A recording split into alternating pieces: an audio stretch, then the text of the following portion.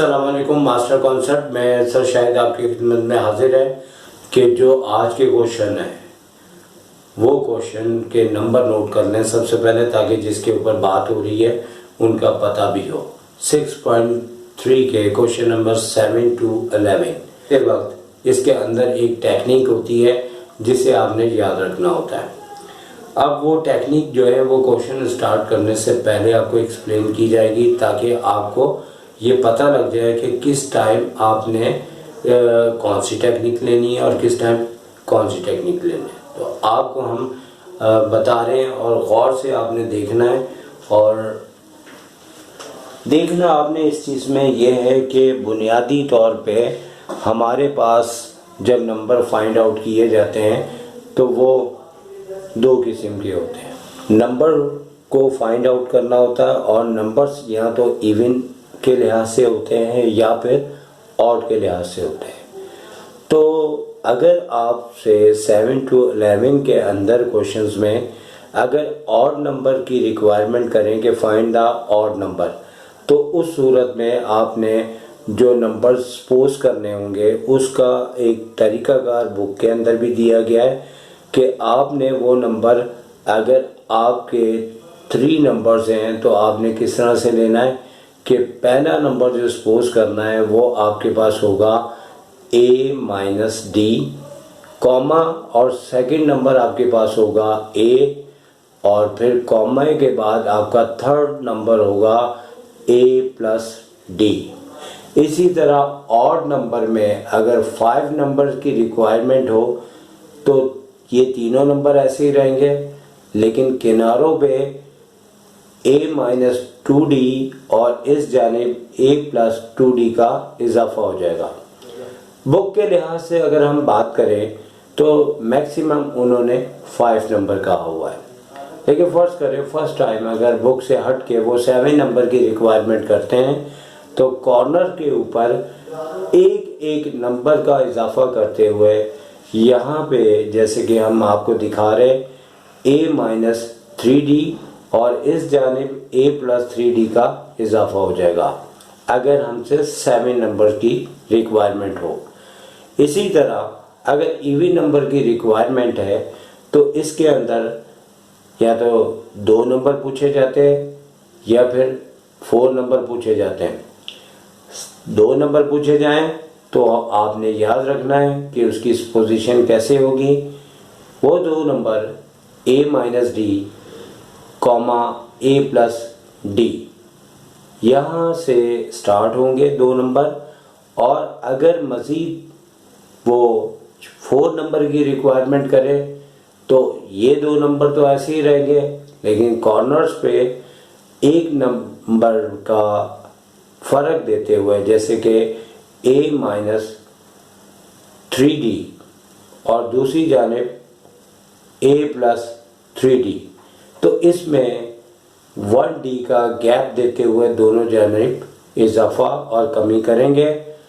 और बुक में तो नहीं, लेकिन हम एक्स्ट्रा बता रहे हैं कि अगर 6 नंबर की रिक्वायरमेंट आएगी तो इन क्वेश्चंस के अंदर अपनी तरफ से अगर कोई क्वेश्चन बनाते हैं तो 6 नंबर की सूरत में ये 4 नंबर तो ऐसे ही रहेंगे, अलबत्ता कॉर्नर के ऊपर एक नंबर का मज़ीद डी में गैप देते हुए a माइनस 5d और इस जानिब a प्लस 5d का इजाफा हो जाएगा।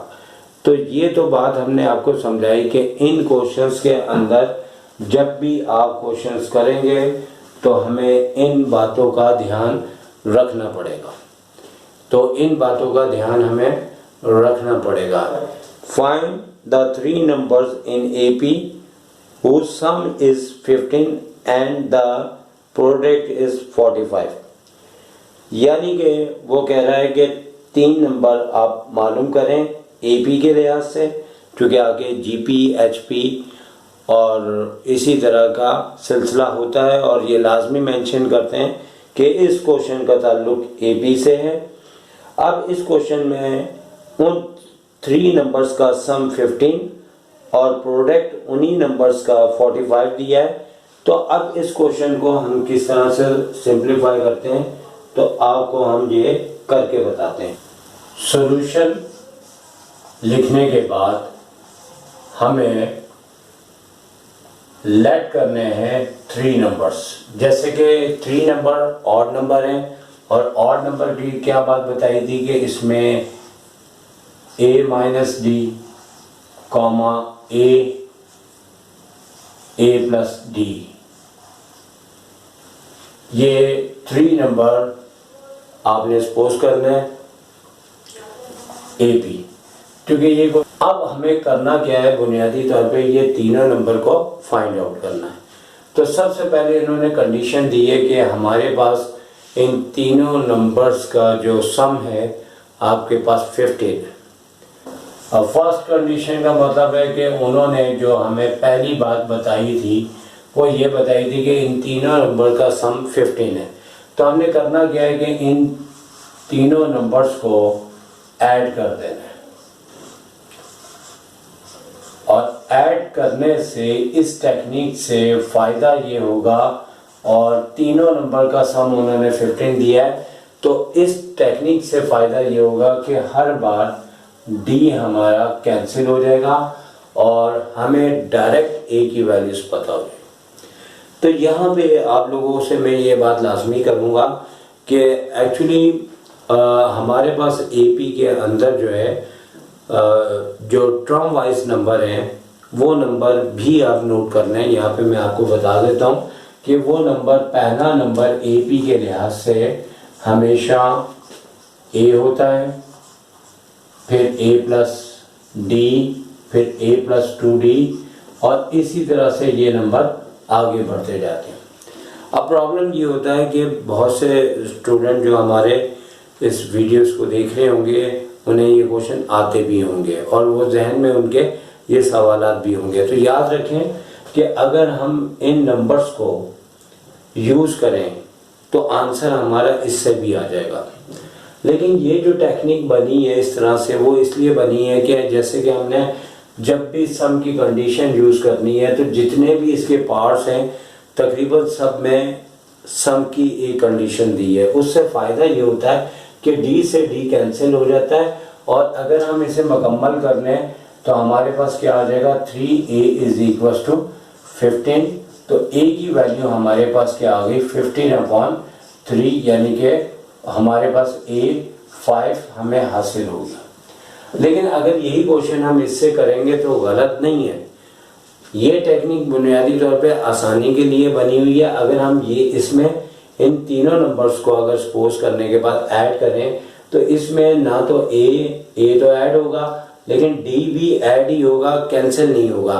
तो अगर इस लिहाज से हम करेंगे तो हमारे पास 3a प्लस 3d आ जाएगा। तो प्रॉब्लम ये होगा कि ये कंडीशन हमें जो है, अगर यहाँ पे 15 हो तो ये कंडीशन हमें ना तो a का आंसर दे रही है ना d का दे रही। तो बुनियादी तौर पे ये कंडीशन बनाने का मकसद ही ये था कि आपको हमेशा सम की कंडीशन इसमें दी जाती है और उससे आपकी a की वैल्यू पता लग जाती है। लेकिन ऐसे स्टूडेंट जो ये बात, चूँकि जाहिर सी बात है हम अपने एक्सपीरियंस से आपके जो क्वेश्चंस होते हैं उनको भी डिस्कस करते हैं कि अगर आप ये पूछना चाहें कि हम इस तरह करें तो कोई मसला तो नहीं है, प्रॉब्लम कुछ नहीं है, आप इससे भी कर सकते हैं। लेकिन एक्चुअली 3.8 फर्स्ट ईयर के मैथ्स की जो आपको 2 इक्वेशन देते थे, ये कंडीशन कुछ उस टाइप की हो जाएगी कि आपने यहाँ से ए की इक्वेशन बनानी होगी और जहाँ जैसे कि अभी यहाँ पे सेकंड कंडीशन भी अप्लाई होगी, उससे आपकी सेकंड इक्वेशन बनेगी। तो ए की वैल्यू निकाल के उसमें पुट करके आप डी निकालेंगे, फिर डी रख के आप ए निकालेंगे। लेकिन ये प्रोसेस थोड़ा सा मुश्किल और लेंदी हो जाता है, जिसकी वजह से ये टेक्निक बनी है और इसका आप फ़ायदा उठाएं, लेकिन ये याद करके जाइएगा। अब इसमें हमारी सेकंड जो कंडीशन है वो क्या है कि according to the second condition, तो सेकंड कंडीशन के अंदर हमने क्या करना है, हमने ये करना है कि उन्होंने कहा कि इन तीनों नंबर्स का जो प्रोडक्ट है वो 45 है। तो हमने करना क्या है कि a minus D into A plus D का प्रोडक्ट कितना है, 45। अब करना हमें ये होगा कि हम ये इन दोनों पे तो फार्मूला अप्लाई कर सकते हैं। ए हमारे पास ऐसे ही रहेगा, तो फार्मूला ए माइनस बी, ए प्लस बी के लिहाज से यहाँ पे ए स्क्वायर माइनस डी स्क्वायर हो जाएगा और 45 बिल्कुल इसी तरह से रहेगा। अब जैसे कि ये ए की वैल्यू हम लोग फाइंड आउट कर चुके हैं, तो इस वैल्यू को हमने ए की जगह पुट कर देना है। अगर इसका नाम रख दें हम 1, तो हम लिखेंगे पुट A5 इन नंबर 1। तो इस लिहाज से यहाँ पे a की जगह 5 और 5 का स्क्वायर 25 और माइनस डी स्क्वायर, और आगे चलते चलते अगर हम चलते हैं तो 25 यहाँ पे माइनस का डी स्क्वायर और 45 को 5 से डिवाइड करें तो हमारे पास क्या आ जाएगा, हमारे पास 9 आ जाएगा। और 9 आने के बाद हमें डी की वैल्यू फाइंड करनी है, तो हम 25 को इधर ही रहने देते हैं, 9 को यहाँ से यहाँ ले आते हैं, तो 9 इधर आ गया और ये डी स्क्वायर है, और डाल के डी स्क्वायर को इधर लिखा जा सकता है और ये 16 आ गया। इस तरीके से डी की वैल्यू प्लस माइनस में 4 आ जाएगी। हमें लिखना है if d is equal to, एक बार प्लस में ले लेंगे और एक बार माइनस में ले लेंगे। डी हमारे पास 4 है और देन ए तो हमारे पास दोनों कंडीशन के लिए 5 है।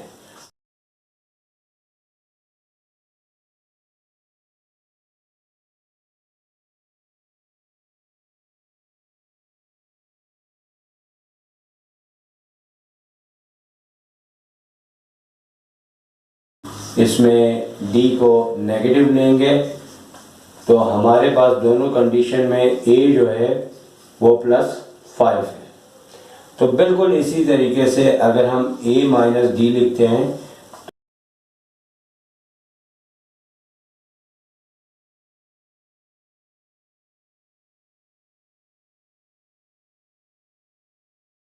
तो किस तरह से लिखना होगा, हमें 1 लिखेंगे, फिर कॉमे के बाद 5, फिर इसके बाद 9 और फिर इसी तरह आपको ये वाला ऑर्डर लिखना है। और इस ऑर्डर में आपने किस तरह से बात करनी है कि या फिर आपके ये नंबर उल्टे हो जाएंगे, यानी कि 9 5 1, तो 9 5 1। तो आपने देखा कि इसका आंसर हमने किस तरीके से निकाला। तो सर शायद आपसे इजाज़त चाहेंगे, इंशाल्लाह ये सिलसिला चल रहा है और पहला क्वेश्चन हुआ है। आप अपने माइंड के अंदर खुद ट्राई करें कि आगे वाले क्वेश्चंस को पढ़ के रखें। जैसे ही हम अनकरीब ये वीडियोस बनाएंगे, आपने पढ़ा होगा तो आपको बहुत अच्छा समझ आएगा। तो आपसे इजाज़त चाहेंगे, टेक केयर, अल्लाह हाफिज़।